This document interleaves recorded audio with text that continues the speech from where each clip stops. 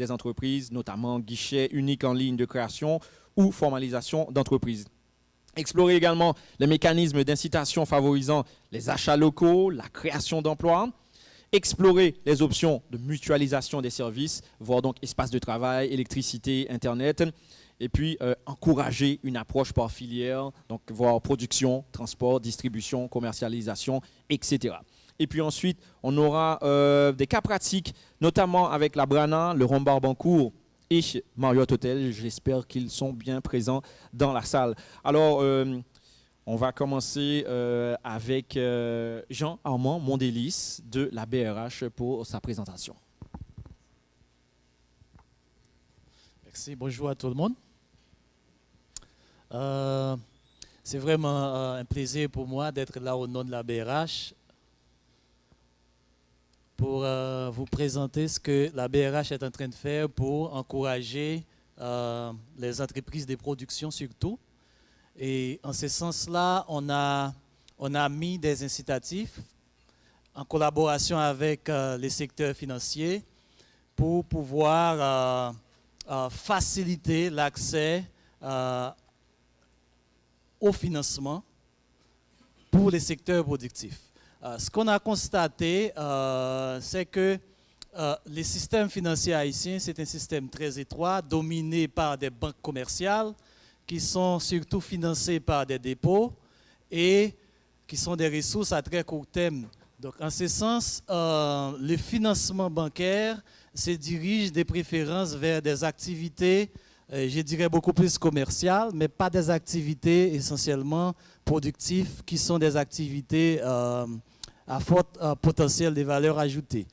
Et pour pallier en partie ces problèmes, donc on a mis en place des incitatifs pour stimuler le financement en faveur de ces entreprises de production, et on a ciblé des secteurs, je dirais des secteurs clés, et ces secteurs-là sont, par exemple, les secteurs logement, la construction, et pour ces secteurs-là, on a deux programmes. Un programme appelé traditionnellement CAIPAM, c'est-à-dire c'est un programme de logement où des individus peuvent avoir accès à des financements pour les logements à des taux d'intérêt vraiment abordables, entre 8 et 10%.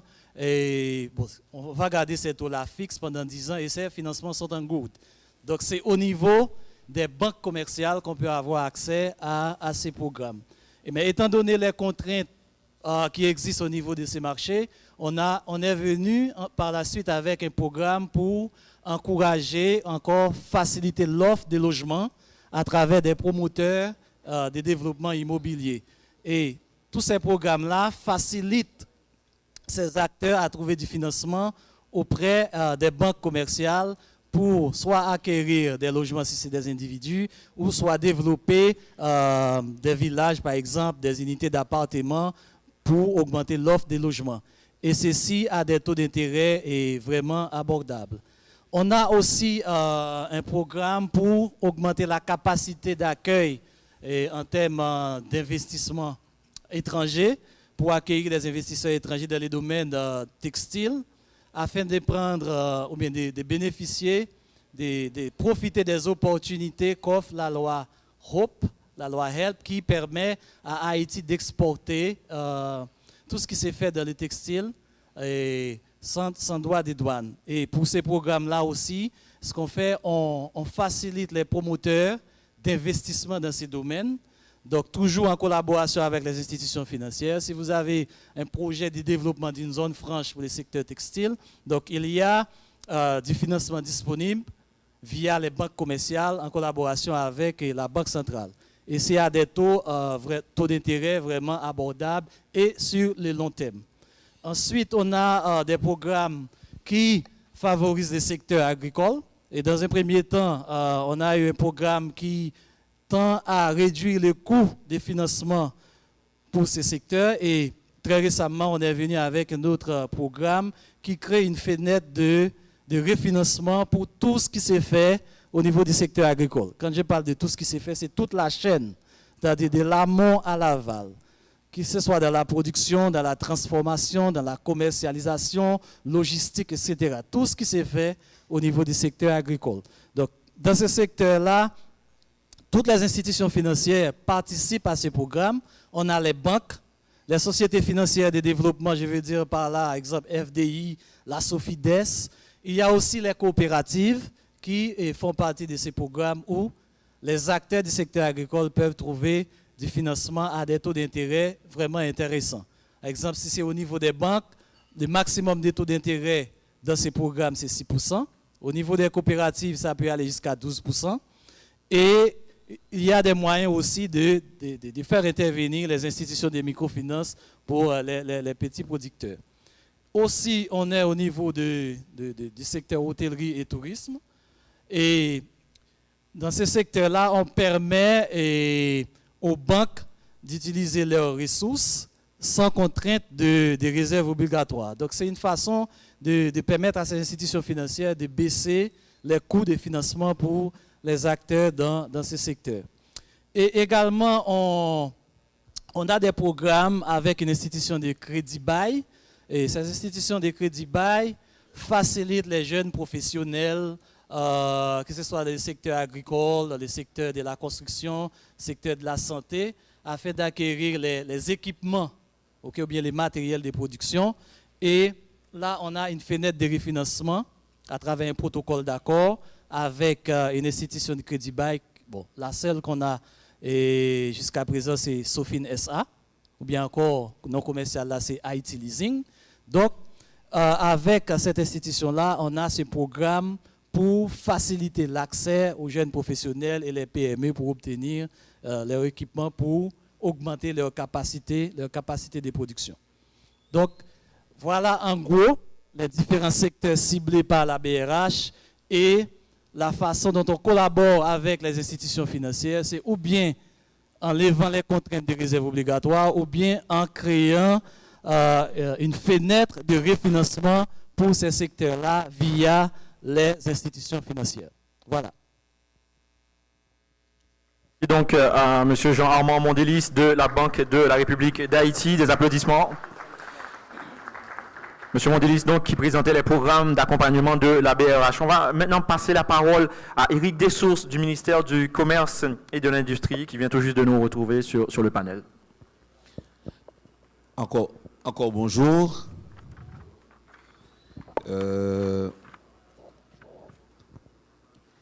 J'ai annoncé ce matin que je prendrai ce temps qui m'est réservé sur ce panel. Je crois que j'ai 3 minutes. 3 minutes, exactement. Très court, hein?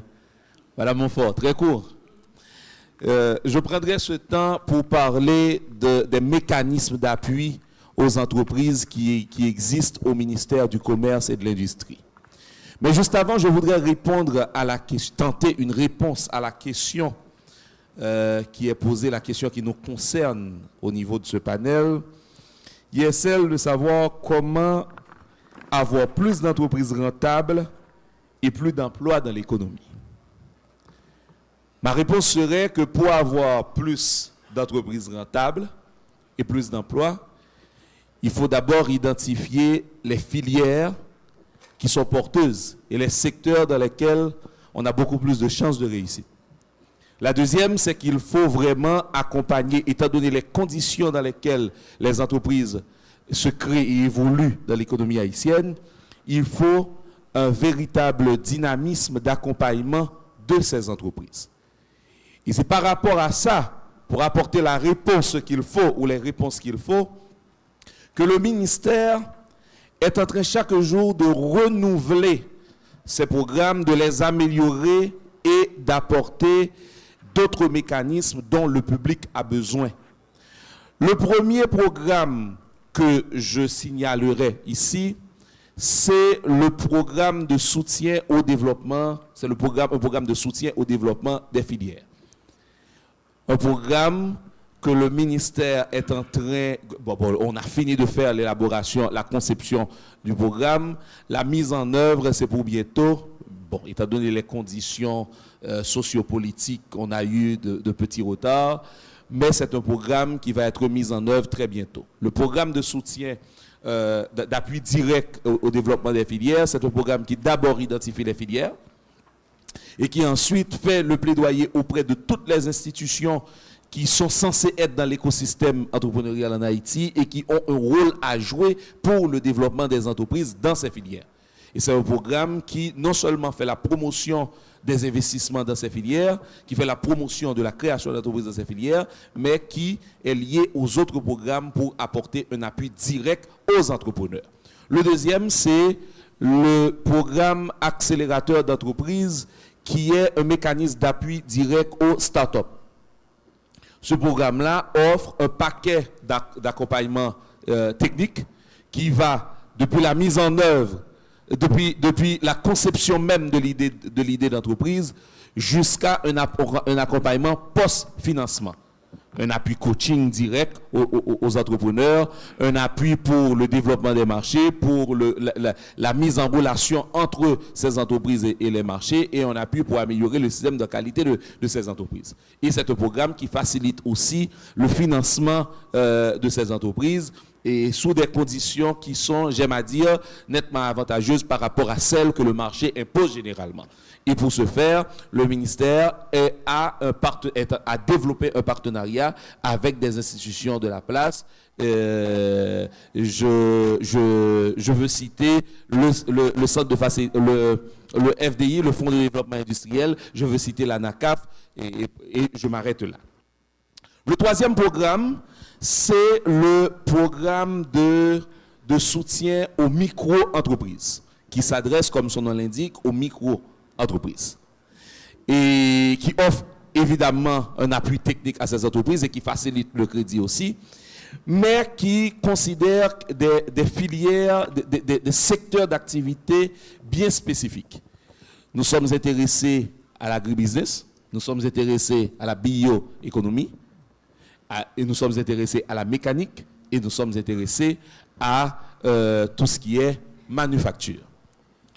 L'autre programme que je pourrais citer, c'est le programme des microparcs industriels.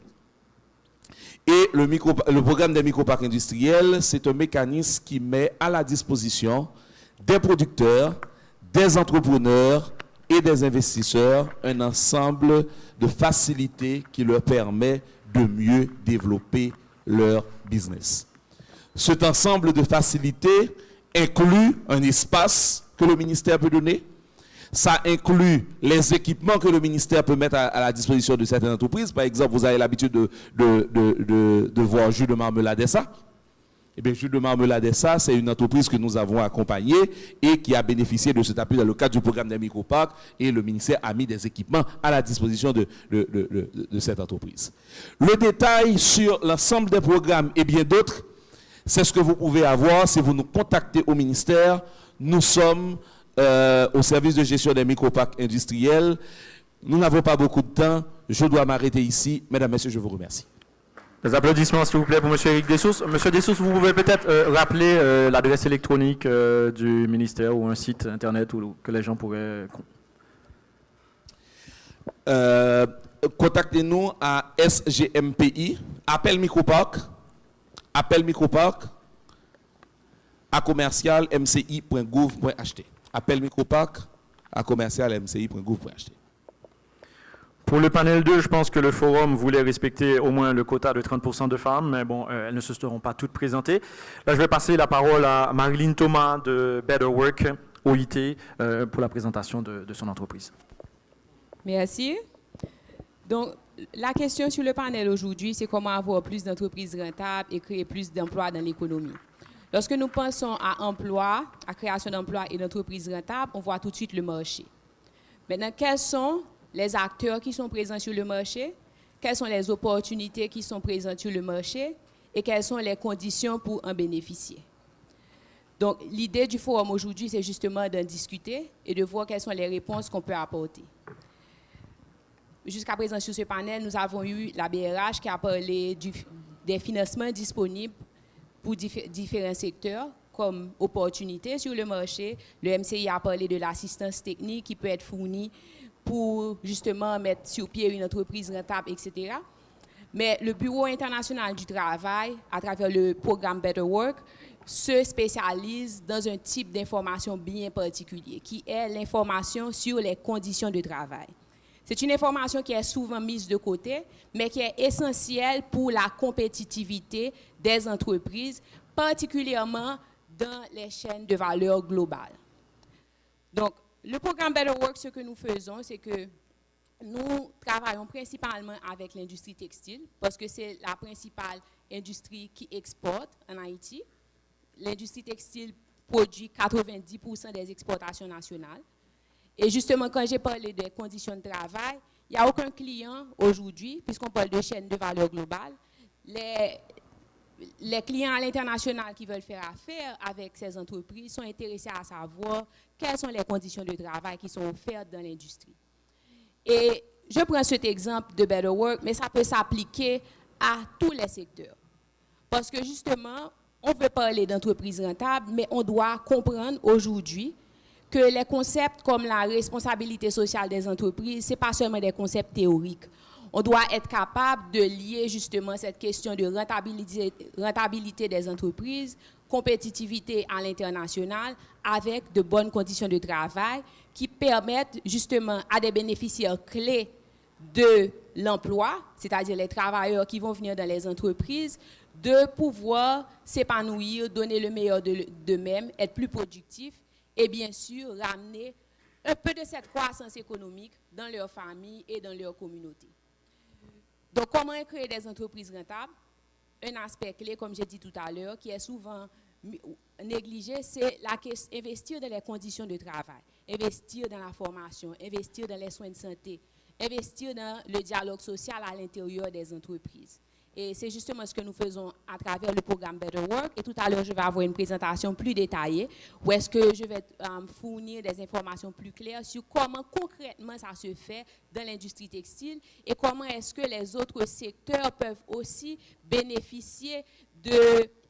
Alors, mettre aussi en pratique ces leçons apprises afin d'être eux aussi plus rentables et plus compétitifs dans la mesure où elles souhaitent non seulement évoluer sur le marché local, mais aussi sur les marchés internationaux. Merci. Merci d'applaudir Marilyn Thomas de Better Work OIT. Place maintenant au docteur Laroche du DASH qui va parler au nom de la CCIH. Bonjour, chers collègues du panel et bonjour, chers participants à ce symposium. Donc, moi, je voulais prendre la parole au nom de la CCIHO pour faire un plaidoyer et surtout montrer l'importance que quand vous voulez créer des richesses, qu'il est important de pouvoir fédérer les secteurs ensemble. Je parlerai plus spécialement aujourd'hui du secteur santé. Si les entreprises en Haïti, que ce soit dans le secteur formel et que dans le secteur informel, respectaient ce qu'on appelle le code du travail, eh bien, j'aurais pu vous dire qu'on aurait quasiment le plein emploi et pour les médecins, et pour les infirmières, et pour les pharmaciens, laborantins et autres corps de la santé. Et ce fait que le secteur productif, formel et informel, n'arrive pas à comprendre l'importance de cet impact qu'ils peuvent avoir dans le secteur de la santé, non seulement pour les médecins et autres professionnels de la santé, mais aussi pour leurs employés qui, avec ces incitations, pourraient avoir accès effectivement aux soins pour eux et leurs familles. Donc ce serait non seulement le plein emploi immédiatement, sans fonds ajoutés, pour tout le secteur de la santé, dont les hôpitaux, mais aussi c'est un bien-être, on appelle ça des services sociaux de base, que l'on peut garantir à la communauté des personnes qui travaillent aussi bien dans le secteur formel que dans le secteur informel. Tous ces projets dont nous avons entendu ce matin parler, que ce soit des secteurs publics ou privés, nationaux ou internationaux, c'est à eux de pouvoir inclure dans leurs appels d'offres et dans leurs de réquisition pour le contrat, qu'on respecte la loi et que l'assurance santé, la protection sociale, les infirmeries dans les entreprises et sur les chantiers, le fait qu'on doit inclure des modules de médecine préventive pour empêcher les gens de tomber enceintes pendant qu'ils travaillent ou bien qu'ils attrapent le sida pendant qu'ils travaillent, eh bien ceci pour moi a un impact capital si simplement les appels d'offres demandaient de respecter ce prérequis ou demandaient ceci comme inclusif. Et je dois féliciter des organisations comme la Minujust, comme l'OMS-OPS ou bien encore comme l'UNOPS, qui systématiquement dans leurs appels d'offres exigent le respect de la loi pour l'accès à la santé, ce qui conduit encore une fois au plein emploi pour le secteur de la santé. Je terminerai en disant que très souvent la loi prévoit que les investissements en domaine de la santé sont déductibles des impôts. Donc en fait, ça ne coûte rien à l'entreprise, il suffit simplement qu'ils s'y mettent pour faire progresser Haïti dans ce domaine. Merci. Merci, Dr Laroche. Nous sommes pratiquement à mi-chemin de ce panel. On va retrouver très rapidement Wilben Seguino du Centre de facilitation des investissements. Merci, bonjour à tous. Et c'est un plaisir pour moi de représenter le Centre de facilitation des investissements, le CFI. Normalement, je dois rappeler que le CFI est une institution publique qui travaille sous la tutelle du ministère du Commerce et de l'Industrie. Nous-mêmes, on a une spécialisation surtout dans l'accompagnement des entreprises, notamment les investisseurs qui investissent en Haïti. Et pour accomplir notre mission, on travaille à deux niveaux. À un premier niveau, on essaie d'assister tout investissement qui se fait, et notamment on accompagne les investisseurs potentiels qui sont en quête d'opportunités dans le pays, que ce soit des investisseurs étrangers ou des investisseurs locaux.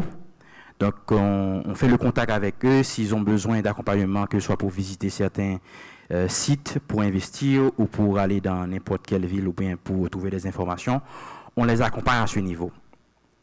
Évidemment, on essaie de fournir autant d'informations que possible sur les opportunités qu'il y a dans le pays. C'est-à-dire, n'importe quel investisseur qui souhaite investir en Haïti peut nous contacter directement et solliciter les informations qu'il faut. Que ce soit les informations qui se trouvent au niveau des ministères, au niveau de la BRH, ou à quel niveau que ce soit. Donc, nous-mêmes, au CFI, on essaie de les centraliser pour les mettre à la disposition de ces investisseurs. Et évidemment, on accompagne aussi tout potentiel investisseur dans toutes les étapes et de création d'entreprise, c'est-à-dire que ce soit recherche de nom, validation de nom, enregistrement de marque, ou même la création même d'entreprise jusqu'à l'opérationnalisation de leur investissement. On essaie de les accompagner dans toutes les institutions qu'il faut pour nous rassurer qu'il n'y a pas trop de perte de temps à ce niveau-là. À un second niveau, ce qu'on essaie de faire au CFI, c'est d'offrir, bien évidemment, lorsque l'investisseur investit dans le pays, de nous rassurer que cet investissement soit consolidé, que ce soit au maintien de son investissement dans le pays, surtout dans ces périodes de troubles, et aussi qu'ils essaient de réinvestir comme bon leur semble pour générer plus d'emplois, plus de croissance. Donc, à cette étape-là, on a une unité au niveau du CFI qui fait régulièrement des visites dans les compagnies qui se sont établies en Haïti. Donc, on essaie de prendre les griefs, les défis auxquels elles sont confrontées et pour les ramener au niveau du CFI, les traiter et que les suivis soient faits à notre niveau. Bien évidemment, on offre aussi, en termes d'accompagnement à tout investisseur qui se sont établis en Haïti, la possibilité de faire des demandes d'incitation qui sont disponibles, que ce soit au niveau des incitations douanières, incitations fiscales, c'est-à-dire si quelqu'un souhaite avoir des exonérations fiscales ou douanières, donc c'est à notre niveau qu'il faut passer, il faut produire une demande d'avantage incitatif au CFI et que nous-mêmes, on va faire le suivi qu'il faut.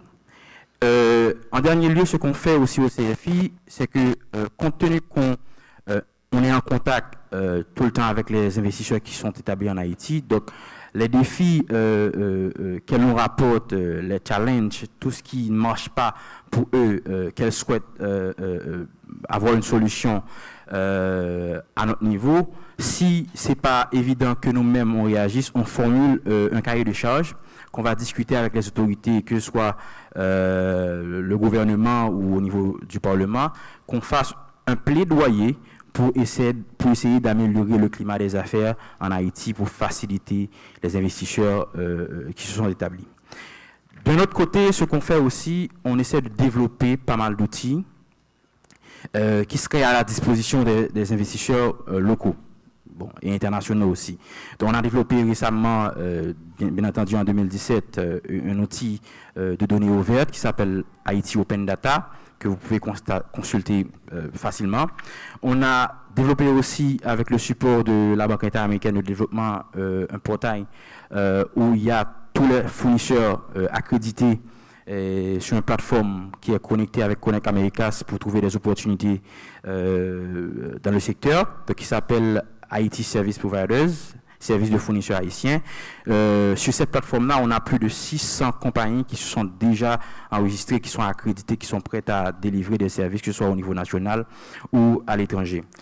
On a développé aussi un portail plus précisément pour le secteur du BPO, sur laquelle on a des acteurs dans le secteur, des fournisseurs de services, des opérateurs, et aussi on a une masse de main-d'œuvre qualifiée qui sont disposés à être embauchés rapidement. Donc on a déjà 13 employeurs qui se sont enregistrés sur cette plateforme, et aussi on a plus de 1700 candidats qui se sont enregistrés sur cette plateforme aussi. Si vous souhaitez avoir de la main-d'œuvre pour ce secteur, donc c'est le portail à visiter. Et en dernier lieu, on a développé un portail qui s'appelle Catalogue des produits exportables. Ce qu'on essaie de faire, c'est de faciliter à l'offre exportable d'ici d'être plus visible, que ce soit au niveau national ou à l'étranger. Donc, on a commencé à répertorier tout ce qui peut être exporté, qui est produit en Haïti. Donc, on les a centralisés sur ce portail que vous pouvez visiter facilement. Et bien entendu, il y a le site du CFI que vous pouvez consulter pour trouver tout ce que je viens de dire là comme point final. Merci. Merci à Wilben Seguino. Le site web du CFI, c'est quoi exactement? cfihaiti.com. C'est bon, merci.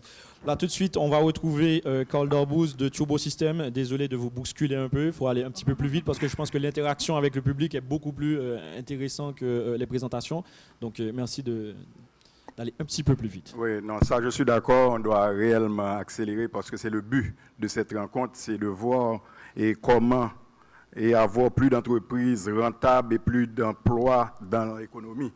Donc, comme je dois me présenter, je le dis rapidement, je suis Carl Dorbous, PDG de la Turbo System. Turbo System, c'est une firme d'ingénierie de systèmes d'information. Nous évoluons dans un domaine transversal qui touche beaucoup de secteurs, secteur privé, et bon, les ONG, l'État, tout le monde. Et on a parlé d'opportunités tout à l'heure et tous les bailleurs ont présenté les opportunités disponibles, comment y accéder. Et je crois que le secteur public a fait autant, mais j'aimerais bien mentionner aussi le secteur privé. Il y a beaucoup de choses à faire parce que je profite pour féliciter les promoteurs de ce forum parce que ça réellement, c'est un défi. Hein, et créer d'emplois, pour qu'on puisse créer beaucoup d'emplois, il faut qu'il y ait des entreprises rentables. Et pour avoir des entreprises rentables, ça présuppose qu'il y a quand même certaines obligations. Tout d'abord, on ne peut pas avoir un environnement, et je dirais, assez instable, politique très instable, et on espère avoir une très grande rentabilité. Très souvent, et sur les 5 jours de la semaine, on arrive à fonctionner et difficilement, et donc tout ça ne facilite pas. Ce sont des choses qu'on doit prendre en compte pour la rentabilité. Alors rapidement aussi, je dirais, bon, sans rester trop dans les présentations, j'irai directement pour les défis. Et il y a l'infrastructure de base aussi. C'est réellement un défi pour les firmes locales pour couvrir rien que des coûts de fonctionnement, pour l'électricité, pour le téléphone, pour les choses de communication. Ça, ce n'est pas une mince affaire. Donc, si on veut réellement rentabiliser, on doit jouer sur les deux facteurs. Non seulement il faut on doit réduire certaines dépenses, mais aussi donner la possibilité d'avoir accès à plus de marchés. Donc, si je regarde l'aspect réduire les dépenses, donc ça veut dire l'État a un rôle essentiel à jouer en nous fournissant certains éléments de base qui devraient nous permettre de réduire certaines dépenses parce que le coût de fonctionnement devient très, très, très élevé et pour être compétitif par rapport à d'autres firmes internationales, et ce n'est pas une mince affaire. Et là maintenant, il y a aussi un travail de sensibilisation au niveau du public d'une manière générale, le pôle du public. Et ce que je dis là, c'est valable pour mon secteur, le secteur technologie, mais sûrement c'est valable pour presque tous les autres secteurs. Et les firmes locales en général, je parle du secteur privé, la façon dont ils regardent les firmes locales, et c'est pas de la même façon qu'en général, ces firmes-là regardent les firmes étrangères. Il y a quand même une certaine discrimination. Bon, nous avons 30 ans sur le marché, on a su s'imposer, et je peux...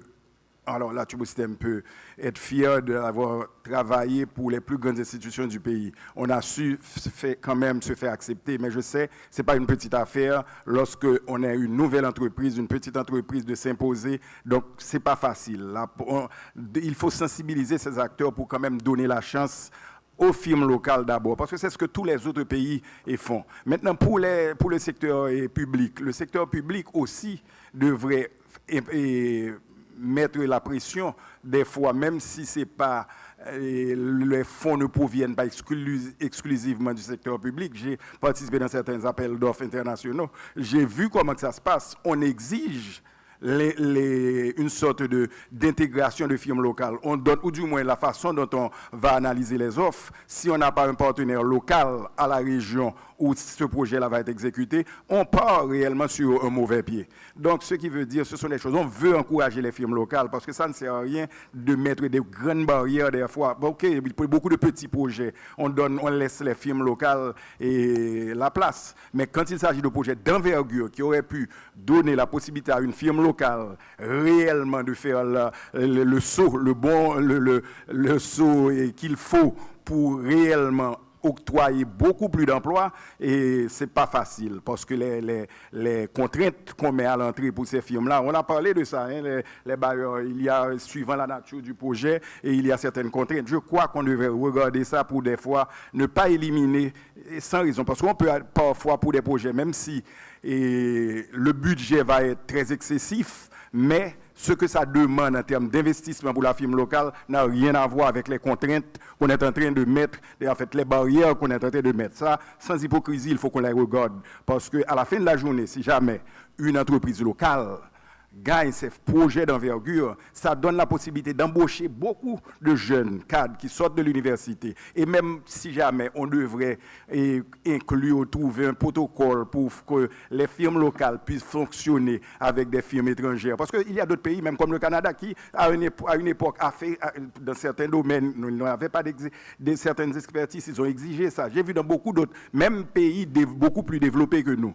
Donc ce qui veut dire, ce sont des exigences de l'État, et je crois que les bailleurs devraient être sensibles à ça, faciliter aux entreprises locales l'accès à de grands projets, ce qui ne fera qu'aider, parce que l'argent restera dans le pays et ça aidera. Parce que lorsqu'il y a un projet de plusieurs millions de dollars, c'est une firme étrangère qui vient, qui prend 99%, qui s'en va, et sans vouloir porter de jugement, mais ce n'est pas toutes les fois que ces projets-là réussissent. Il faut qu'on le dise, sans hypocrisie. Donc, ce qui veut dire qu'il n'y a rien qui reste.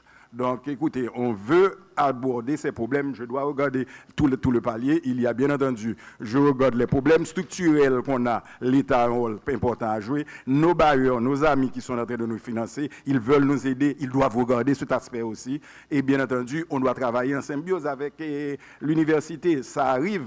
Effectivement, parce qu'on a fait l'expérience à la Turbo, et les étudiants fraîchement émoulus de l'université ne sont pas tout le temps en adéquation avec exactement ce qu'on attend. Bon, on a essayé par plusieurs, je suis sûr que mes amis là font exactement la même chose. On donne, parce que nous évoluons dans le même secteur. Et c'est pas que je parle pour eux, mais ce qu'on fait en général, on essaie d'avoir des stagiaires. Et au cours de ces stages-là, on donne ce qu'il faut pour qu'on puisse être plus productif rapidement, et on a des programmes, d'accord, je sais qu'on a un temps, je ne veux pas continuer, mais je crois que l'essentiel a été dit. Merci, M. Karl Darbouz. M. Darbouz qui a été très expressif, et il a essayé de passer le turbo, mais ça n'a pas marché. On va demander à Max Larson Henry de Transversal d'être un petit peu plus concis que M. Darbouz. Merci. Plus concis. Et moi, je suis Max Larson Henry, moi c'est PDG Transversal. Transversal est une société de services en informatique. Donc ça me va parler un petit peu de Transversal et d'un certain nombre d'initiatives que nous supportons. Nous pensons qu'il est capable de participer à la création d'opportunités, création d'emplois, création de richesses dans le pays. Donc, comme mentionné, nous sommes une société de services en informatique créée en 2005 à partir d'un constat. Et à l'époque, et les jeunes Haïtiens qui souhaitaient avoir des formations dans le domaine des technologies, d'information et de la communication devaient se déplacer en Floride ou en République dominicaine, non seulement pour suivre ces formations, mais aussi pour passer les examens de certification. Donc c'est à ce moment que nous avons décidé de créer une structure basée en Haïti qui puisse répondre à ces défis-là. Et nos clients, et les gouvernements, et les institutions publiques, privées, les ONG, organisations internationales, sont en majorité en Haïti, mais se trouvent également dans la Caraïbe, en Amérique du Nord et en Asie. Et l'offre de services de transversal s'appuie sur 5 piliers: développement d'applications, et développement d'infrastructures et services technologiques, infogérance, et puis développement de plateformes et de type software as a service pour la gestion de coupons électroniques.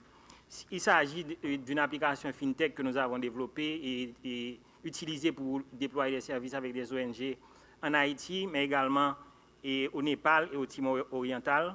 Après 10 ans, nous avons touché près de 125 000 bénéficiaires dans ces 3 pays, pour un volume total de transactions entre 15 et 20 millions de dollars américains. Et au niveau de la formation, nous sommes très présents sur ce marché, le marché de la formation continue, et nous développons depuis 15 ans des partenariats avec des leaders dans ce domaine, comme Microsoft et Cisco. Et nous essayons, dans la mesure du possible, de tisser des liens avec les Haïtiens de la diaspora, parce que nous pensons en pile fois que nous plaignons, par exemple, de fuite de cerveau, mais il est important pour nous penser à des initiatives qui sont capables de rapprocher nous de Haïtiens qui sont dans la diaspora. Pensez à ça, des 2 à 3 générations, après que le monde prend bateau ou bien prend avion pour aller en Floride, nous gagnons des jeunes qui ont un doctorat en informatique ou bien qui ont une maîtrise en informatique. Je parle de secteur ça parce que c'est l'IMPI qu'on est. Jeunes, même si ils fait à l'étranger, en pile là-dedans, ils sont très intéressés de tourner dans le pays pour partager l'expérience, pour faire formation.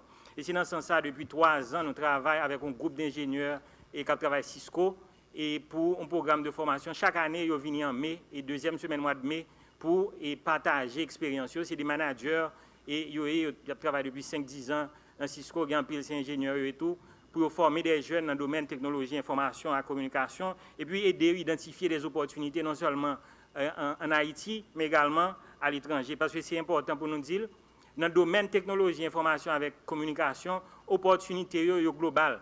Challenge sont là, et mes opportunités sont là, pourvu que nous sommes capables de former les jeunes nous, et à partir de technologies qui là, ils sont capables d'accéder à marché local là, et à marché international là. Nous avons fini rapidement, modérateur. Et qui ça nous fait tout? Nous travaillons avec centre de formation, et Carl a mentionné ça, centre de formation et professionnels et universités, non seulement dans les programmes qui lient à technologie et information, tant que Internet des objets, intelligence artificielle et robotique, mais également sous soft skills. Parce que c'est un problème qui gagne. Lorsque les jeunes viennent dans l'entreprise, dans le domaine informatique, là, ils sont très bons techniquement, mais au niveau communication et travail en équipe, il y a un pile de bagages pour nous faire. Okay? Donc, nous mettons accent sur ça. Et finalement, à travers notre fondation et l'Association haïtienne pour le développement des technologies de l'information et de la communication, nous contribuons au débat dans l'objectif de créer des ponts entre les universités, centres de formation et les entreprises, les ONG, les organisations internationales pour la construction de partenariats gagnant-gagnant afin que l'offre de formation soit adaptée et que nos étudiants soient compétitifs sur le marché international. Merci. Merci à Max Larsson-Henri. Là, je vais demander aux 2 derniers de présenter de façon succincte les entreprises et d'aller directement vers les défis. Merci beaucoup. Bonsoir. Bon, je vais être très succincte parce qu'au fur et à mesure qu'on avance, je vois que le temps réduit. Bon, je suis Lydie Mancelin, je suis secrétaire de l'Association haïtienne de management des ressources humaines. Je suis accompagnée de ma collègue Fabiola Pascal Thomas. nous allons rapidement présenter l'association et rentrer d'emblée dans le thème et présenter les défis et certaines pistes de solutions. Chamor, comme je l'ai dit tantôt, nous sommes l'association de management des ressources humaines. Vous pouvez passer rapidement, s'il vous plaît. Donc, nous sommes fondés depuis le 20 mars 2010 et nous sommes dirigés par un conseil d'administration de 7 membres. Nous avons comme mission de promouvoir la fonction RH, maximiser les compétences des gestionnaires ressources humaines dans le champ du travail, diffuser les connaissances sur la science du management. OK? Et comme vision, nous voulons être l'organisme de référence en matière de gestion des ressources humaines. Maintenant, nous allons rentrer d'emblée, comme je l'ai dit tantôt, au programme de support et d'accompagnement COF Chamor. Qu'est-ce que nous faisons à Chamor? OK? L'activité principale que nous faisons, c'est la formation. Okay? Nous faisons la formation à travers différentes activités. Si nous regardons bien, nous faisons la formation spécifique en RH. Okay? Nous organisons des séances de réseautage où on réunit les professionnels RH, on fait des échanges autour des thématiques RH, nous donnons des séminaires toujours sur les thématiques RH, nous mettons en relation les acteurs publics qui gèrent les relations de travail, nous faisons des conférences et nous faisons également une part sociale où nous accompagnons les jeunes, nous les aidons à développer leur employabilité.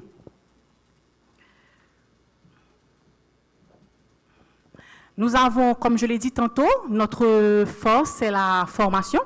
Nous avons réalisé plusieurs formations. Nous avons fait le staff care qui était après le 12 janvier, où on avait constaté qu'il y avait un besoin pour accompagner les personnels au niveau des organisations. Nous avons fait une formation également sur les mesures RH parce que la plupart du temps, on reproche aux ressources humaines de n'être pas trop stratégique. On ne voit pas, c'est pas tellement palpable. Donc, nous avons une formation pour aider les professionnels RH à quantifier l'apport des ressources humaines au sein de l'entreprise avec le SHWEM, qui est la Society Management of Human Resources, la Society Human Resources Management, excuse-moi. Nous avons organisé la semaine RH, où au cours de cette semaine, on a des partenaires et en assurance, on a les institutions publiques, l'OMRH, on a qui viennent, qui débattent des thèmes, autour des ressources humaines. Nous avons également des partenaires parce que pour qu'il y ait vraiment une synergie, nous avons un partenariat avec la Sophie Training, qui est une firme de formation. Nous avons également des partenaires avec Push. Comme je l'ai dit tantôt, nous supportons les jeunes. C'est une start-up qui accompagne les jeunes, qui les aide à développer leur employabilité. La Chamor fait des formations pour ces jeunes, pour les aider à se vendre et à comment améliorer leur employabilité et décrocher un emploi sur le marché du travail. Nous sommes membres également de la FICDAT, qui est la Fédération interaméricaine des ressources humaines, et par ricochet, nous sommes membres du WFPMA. OK. Maintenant, nous allons passer directement au défi, mais nous allons l'aborder sur l'angle des ressources humaines. Qu'est-ce que nous avons constaté comme défi à la rentabilité et à la création d'emplois? Comme ressources humaines, disons que nous constatons qu'il y a un certain déséquilibre entre les ressources humaines, les compétences disponibles et les besoins réels du marché. Nous avons constaté également qu'il y a une absence de cadre normatif pour la gestion des ressources humaines sur le plan national. Nous avons également constaté une manque de valorisation et d'investissement dans le capital humain. Brièvement, lorsque nous parlons de déséquilibre entre les ressources disponibles, compétences et les besoins réels du marché, nous avons constaté, nous, en tant que professionnels RH, qu'il y a des difficultés au niveau du recrutement. Des fois, les profils recherchés ne conviennent pas aux besoins de l'entreprise. Donc, il y a moyen, il y a lieu pour les universités de s'asseoir avec les entreprises afin d'adapter leur cursus universitaire. Et aussi, avec les avancées technologiques, il y a de nouveaux métiers. Maintenant, si je veux en assurance, par exemple, je veux un actuaire, est-ce qu'il y a une université en Haïti qui a un programme en assurance? C'est la même chose pour les ressources humaines. Beaucoup de de gestionnaires ressources humaines ont appris le métier sur le tas. On a vraiment une seule université qui présente un programme court en ressources humaines, mais il n'y a pas de spécialité. Donc tout ça, il faut un renforcement, il faut un partenariat université, centre professionnel et entreprise afin qu'on puisse bâtir un cursus universitaire adapté aux besoins réels du marché. Et absence de cadre normatif, c'est sûr, on sait qu'il y a l'OMRH, mais ça régule la fonction publique. Nous pensons qu'il faudrait avoir un organisme beaucoup plus large qui puisse je peux dire que intégrer le secteur privé, ok, parce que il y a certaines normes. Ça veut dire que si on prend l'exemple de certains pays, il y a certains professionnels où ils ont l'obligation, ok, afin de rester à jour, de suivre un nombre d'heures de formation. Tout ça, c'est régulé par un organisme. On trouve que c'est presque inexistant. Et on peut parler, ok, manque de valorisation et d'investissement dans le capital humain. Et c'est là encore, c'est au niveau des entreprises. C'est parce que c'est pas régulé. On n'a pas vraiment un organisme. Bon, peut-être je peux dire qu'on a le Code du travail, on a le MAS, mais je pense que nous pensons que la réglementation est très faible. Donc, ce sont des défis. Ce ne sont pas les seuls défis, mais je pense que ce sont les défis les plus probants, les plus, je pense, cruciaux qui devraient être adressés, relevés afin qu'on puisse vraiment participer à la rentabilité et à la création d'emplois. Merci d'applaudir Lydie Choute de Chamar. Kurt Jean-Charles, en général, il a les solutions. Kurt, merci de nous présenter la solution pour avoir plus d'entreprises rentables, plus d'emplois dans l'économie. Merci. Je voudrais d'abord remercier les organisateurs pour l'invitation à participer à ce panel. J'ai mis mon timer, donc j'ai 3 minutes. C'est un défi que Solution doit relever. Écoutez, moi, je suis cofondateur de Solution, cofondateur et directeur général de Solution. C'est une entreprise qui est spécialisée dans la conception de logiciels sur mesure et dans l'accompagnement de nos clients dans la mise en place de leurs projets de systèmes d'information. Là, on a une question qui pourrait demander des heures, mais comment est-ce qu'on peut favoriser plus d'emplois, plus d'entrepreneuriat avec les ressources que l'on a? Et là, il faut être brutalement honnête. Et je vais le considérer sur 3 points. Sur ce qui concerne notre environnement, ce qui concerne la réalité de notre marché et ce qui concerne la réalité aussi de nos ressources. Sur l'environnement, il y a le premier défi, c'est le fait d'avoir une vision partagée sur laquelle on puisse tous s'entendre pour savoir que, bon, on est tous là en tant que secteur privé, secteur public, ONG internationale, mais on est pratiquement dans le même bateau, mais où est-ce que ce bateau va nous mener? Et cette vision est importante puisque c'est elle qui doit déterminer tout le reste. Qu'est-ce qu'on va avoir comme cadre légal? Qu'est-ce qu'on va avoir vraiment comme système d'incitation qui marchent, mais qui permettent d'aller quelque part. C'est-à-dire que, je prends un exemple très simple, un investisseur, quelqu'un qui vient aujourd'hui et qui va investir son argent en province et qui va créer des emplois en province, ça devrait être une ressource qu'il faudrait célébrer. Donc, qu'est-ce qu'on a comme cadre d'incitation par rapport à ça? Qu'est-ce qu'on a comme tarif? Qu'est-ce qu'on a comme politique, comme réflexion en termes de fiscalité pour favoriser pas l'entrepreneuriat, puisqu'on ne va pas faire l'entrepreneuriat pour l'entrepreneuriat. On va travailler ensemble pour aller quelque part, pour matérialiser une vision du futur que nous devons construire ensemble. Qu'est-ce qu'il y a dans le cadre légal qui va permettre de favoriser la mutualisation de nos ressources, qui va nous permettre d'être plus compétitifs? En tant qu'entrepreneurs, nous avons la responsabilité d'être brutalement honnêtes avec ce que nous faisons, avec les initiatives que nous prenons. Maintenant, comment est-ce qu'on peut le faire? Toujours en termes d'environnement, il y a bien sûr les questions de transparence et de gouvernance. On peut avoir le meilleur cadre légal possible, mais qu'est-ce qu'il y a comme capacité de gouvernance pour appliquer ce cadre légal? Comment est-ce qu'on peut construire ça ensemble? Toujours aussi en termes d'environnement, il y a la culture. Et ça, je pense que c'est un point important. C'est un point sur lequel nous devons travailler ensemble. Nous avons ici une culture qu'on célèbre, une culture de survie, une culture de résilience, une culture où il y a très peu de place pour la conscience. Ça, c'est mon temps qui vient de partir. Mais comment on peut transformer ça ensemble, entrepreneurs, publics et partenaires étrangers, pour avoir une culture de transformation de notre environnement, une culture de réussite? comment est-ce que aussi, en termes de marché, on peut faire face à des changements qui sont vertigineux. Et là, on parle, moi je suis un entrepreneur, le point important en tant qu'entrepreneur qu'il faut voir, c'est comment est-ce qu'on est compétitif. Comment est-ce qu'on peut faire face et apporter des solutions réelles, mais à des coûts qui font du sens. Et d'autres avant moi ont mentionné ça. Et les coûts et les compétences, comment on les construit ensemble. Donc je vais écouter, puisqu'il y a bien sûr, je saute à pieds joints sur le marché et sur les ressources, mais s'il y a un point que je voudrais faire passer comme message, je l'adresserai à deux types d'entrepreneurs, puisqu'on veut tous créer des emplois. Je ne pense pas qu'on ait besoin de discuter là-dessus. Mais je pense qu'un entrepreneur en Haïti doit être différent d'un entrepreneur dans un milieu développé.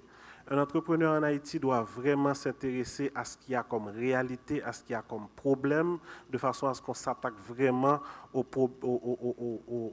problèmes existants et qu'on apporte de vraies solutions. Les filières traditionnelles sont déjà saturées et sont déjà hyper désavantageants pour les entrepreneurs locaux par rapport à la compétition. On a parlé d'autres, avant moi, on parlait de la compétition internationale et au cadre de compétition. Donc, il faut aller vers autre chose. Il faut trouver, il faut innover et il faut créer de nouvelles avenues. Il y en a beaucoup. Je n'ai pas le temps d'intervenir là-dessus.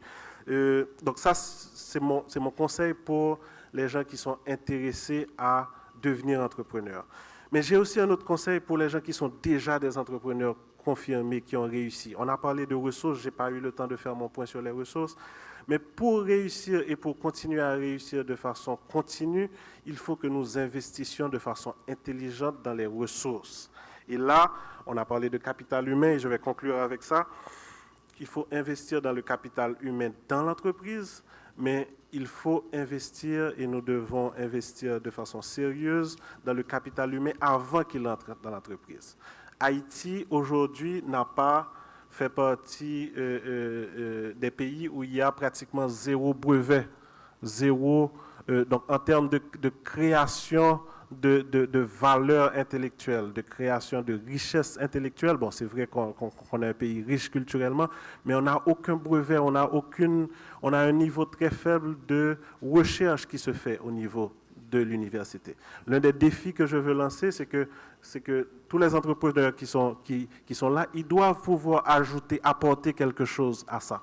Choisissez une université, investissez dans un groupe de recherche, investissons dans la création de nouvelles valeurs et de nouvelles richesses. Je m'arrête là. Merci à Kurt Jean-Charles. Merci d'applaudir tout ce panel. Ça n'a pas été facile de rentrer dans les temps. Juste pour faire suite à ce que vient de dire Kurt Jean-Charles, il y a un rapport qui vient de sortir au niveau des universités, le top 400 des universités. Malheureusement, Haïti n'en fait pas partie. Top 400 des universités au niveau de la Caraïbe, Haïti n'en fait malheureusement pas partie.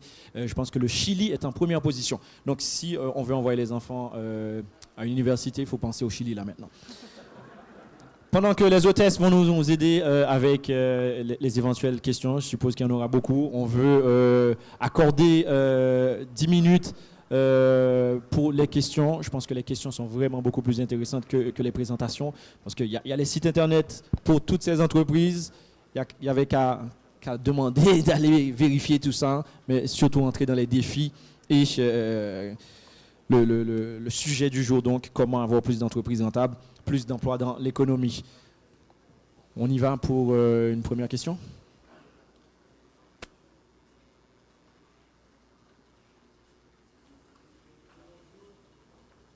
Bon, ce serait intéressant aussi de faire participer beaucoup plus de gens. Bonjour. Je pense que 2 minutes, je pense que monsieur avait posé une question lors du premier panel. Donc, okay, ce serait intéressant de faire participer plus de monde au niveau, mais allez-y. Ok, bonjour.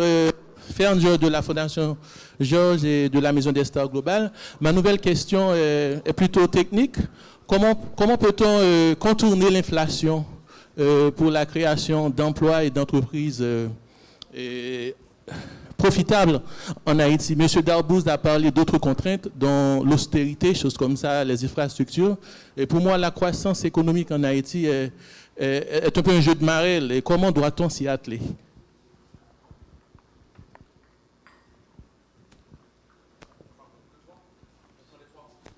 Je suppose on va faire comme pour le premier panel. Ouais, c'est mieux.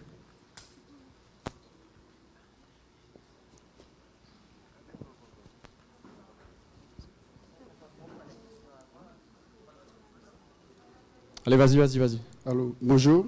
Et non pas M. Benito Clermont. Et moi, je suis un jeune entrepreneur. Un peu plus fort, s'il te plaît. Secteur restauration. Et restaurant dans les Belles Fourchettes.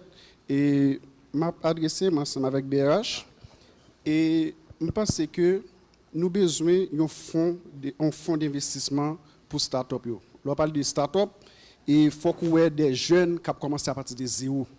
Ce n'est pas des jeunes, mais qui ont une idée qui besoin de matérialiser.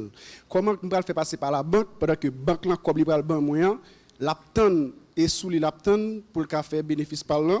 Et on a une idée, une rentabilité sous 1 an, 6 mois, et 18 mois. Je parle par exemple que si je fais un élevage et cochon, là, on a des billes dans le commencement. Que vous supposez que patience, pourtant moi une rentabilité. Est-ce que c'est la banque prend chance avec un jeune entrepreneur comme ça? Il faut que nous essayions de commencer à penser avec ça. Il faut qu'on fonds d'investissement. Nous avons COB, nous bail. Banque là nous dit banque là COB ça là, c'est pour aider les jeunes à commencer business, mais c'est pas sous lui pour y attendre ça attendre. Et pour le ministère du commerce, et quelles sont les 3 ressources?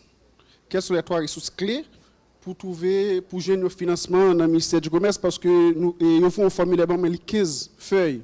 À la fin, je commence à remplir l'après-midi, vague. Parce que français, nous plus parler français que français, parce que je mal à Paris, mal font des modes, et des modes là, 2 pages. Il y a justement ça qui est essentiel là. Mais à la fin, je remplir le formulaire, moi, son devoir m'a fait, parce qu'ils ne sont pas quelques questions à répondre, parce qu'à la fin, j'aime vraiment, ouais, ça m'a répondu, est-ce qu'il ça que il a cherché pour financement. Et il faut que nous essayions de commencer avec ça, parce que il y a un paquet de bonnes formulaires déjà qui remplis, qui est dans le ministère du Commerce là, et il n'y a pas jamais coordonnateur programme, il n'y a jamais répondre ensemble avec eux. Il faut que nous essayions de penser avec bagay ça, nous ne pas essayer de bluffer les jeunes en termes de financement, tout ça. Il faut que nous essayions clair ensemble avec tête, nous, les noirs des jeunes.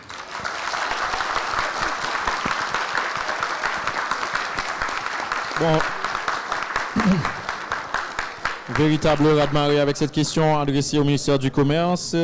Je pense qu'il y a une question également adressée à la BRH. Une troisième et dernière question. Oui, j'ai une question. Je suis Patrice Denis. Donc, j'ai vraiment apprécié votre présentation. Malheureusement, désolé, j'ai oublié votre nom. C'est concernant les filières traditionnelles dont vous avez parlé, qui sont saturées. Maintenant, est-ce qu'il y a une institution, je ne sais pas, dans le domaine privé ou public, qui s'occupe peut-être des filières où les start-up n'ont pas été dirigées ou qui ont fait une liste des besoins pour ce pays, avec cette économie, avec cet environnement dont nous connaissons, qui pourrait vraiment fédérer ou encourager de jeunes entrepreneurs à s'attaquer à ces défis et aider ce pays à avancer. Bonjour. On avait dit trois questions. Merci beaucoup. Ah, on s'arrête? Juste toi, oui, merci beaucoup. On va demander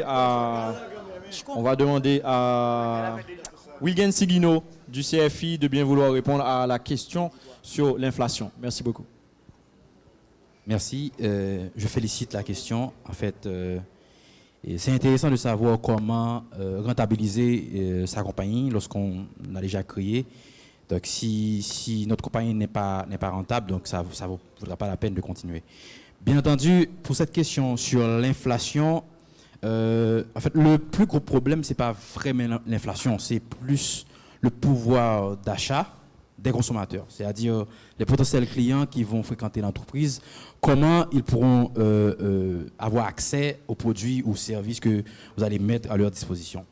Et pour répondre à ça, normalement, c'est ce qu'on est en train de faire là, c'est de voir comment on peut faire en sorte que l'entreprise trouve plus d'opportunités, embaucher plus de gens dans l'entreprise, créer plus d'emplois. Donc, s'il y a plus d'emplois, c'est-à-dire la population a plus de revenus. Donc, et en plus de revenus, vous pouvez quand même acheter beaucoup plus.